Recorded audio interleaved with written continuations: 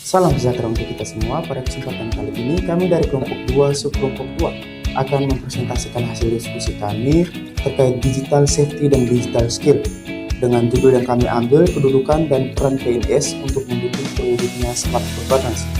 Pertama-tama izinkan saya memperkenalkan anggota kelompok kami. Yang pertama ada Rizky Zul Ferdaud, kemudian ada Maria ada Dewa Erap, ada Kristanto Putra Pati Pilohi, Yohanes Franciscus Lado, dan saya sendiri Polikarpus Fernanda Metzlonga.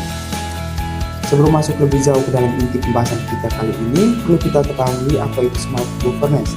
Smart governance adalah tata kelola pemerintahan yang memanfaatkan teknologi digital secara terintegrasi untuk meningkatkan kualitas pelayanan publik, efektivitas birokrasi, transparansi, dan akuntabilitas. Konsep smart governance bertujuan menciptakan pemerintahan yang responsif terhadap kebutuhan masyarakat melalui pemanfaatan data, teknologi informasi, dan kolaborasi antar instansi. Adapun karakteristik smart governance meliputi yang pertama ada pengambilan keputusan berbasis data, yang kedua ada pelayanan publik yang cepat dan mudah diakses, yang ketiga ada transparansi informasi, yang keempat ada akuntabilitas penyelenggaraan pemerintahan, dan yang terakhir ada partisipasi masyarakat dalam proses pembangunan. Dengan smart governance, pemerintah dapat memberikan pelayanan yang lebih efisien sekaligus meningkatkan kepercayaan masyarakat terhadap institusi publik. Yang kedua, transformasi digital dalam penyelenggaraan pemerintahan. Perkembangan teknologi informasi telah mengubah cara pemerintah menjalankan tugas dan fungsinya. Berbagai layanan publik yang sebelumnya dilakukan secara manual kini beralih ke sistem digital yang lebih cepat, transparan, dan mudah diakses oleh masyarakat. Yang kedua, transformasi digital tidak hanya berkaitan dengan penggunaan teknologi, tapi juga perubahan budaya kerja, pola pelayanan, dan cara pengambilan keputusan dalam organisasi pemerintahan. Pemerintah Indonesia melalui sistem pemerintahan berbasis elektronik atau SPBE mendorong seluruh instansi untuk memanfaatkan teknologi guna meningkatkan kualitas pelayanan publik. Dan yang terakhir, dalam proses tersebut, ASN dituntut memiliki kemampuan digital yang memadai agar mampu menjalankan tugas secara efektif dan memberikan pelayanan yang sesuai dengan kebutuhan masyarakat modern. Untuk materi selanjutnya bisa dijelaskan oleh rekan saya. Yang pertama, digital safety. Digital safety atau keamanan digital merupakan kemampuan individu dalam menggunakan teknologi digital secara aman, bertanggung jawab, dan terlindungi dari berbagai ancaman di ruang cyber. Bagi ASN, digital safety tidak hanya berkaitan dengan keamanan pribadi, tetapi juga keamanan data dan informasi milik pemerintah yang harus dijaga kerahasiaan, integritas, dan ketersediaannya. Digital safety menjadi fondasi penting dalam mewujudkan tata kelola pemerintah yang terpercaya dan akuntabel.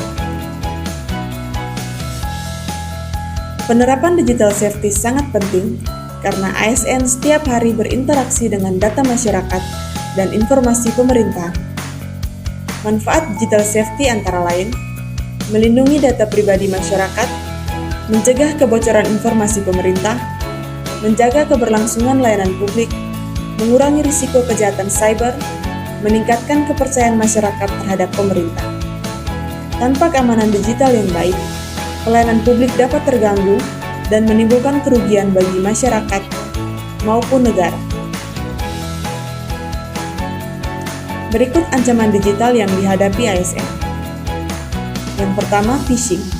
Upaya penipuan melalui pesan, email, atau tautan palsu untuk memperoleh informasi penting seperti kata sandi dan data pribadi.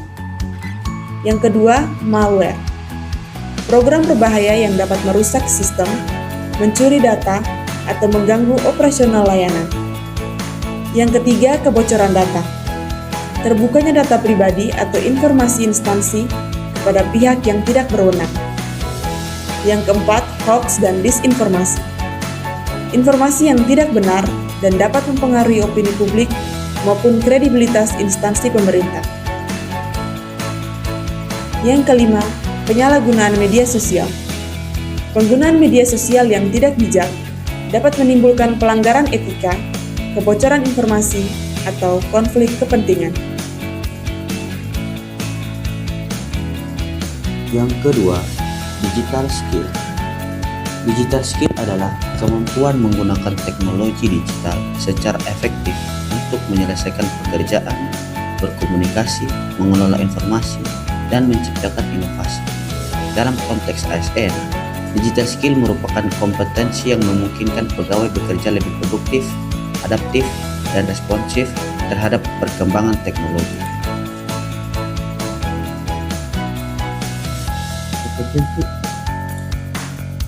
Kompetensi digital yang harus dimiliki ASN.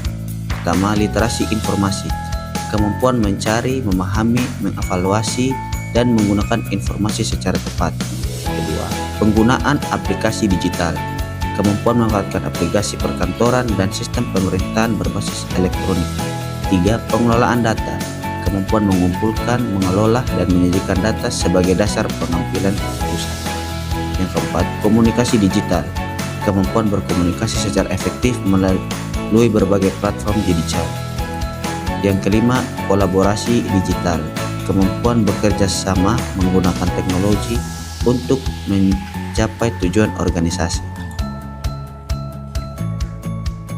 Yang berikut adalah digital skill dalam mendukung smart governance. Digital skill mendukung smart governance melalui: pertama, pelayanan publik yang lebih cepat dan efisien. Yang kedua, pemanfaatan data dalam pengambilan keputusan. Yang ketiga, integrasi layanan antar instansi. Yang keempat, peningkatan transparansi pemerintahan. Yang kelima, penguatan akuntabilitas kinerja organisasi.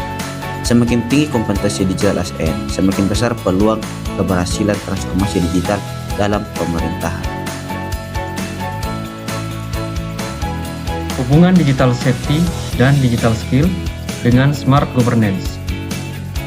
Digital safety dan digital skill merupakan dua kompetensi yang saling melengkapi.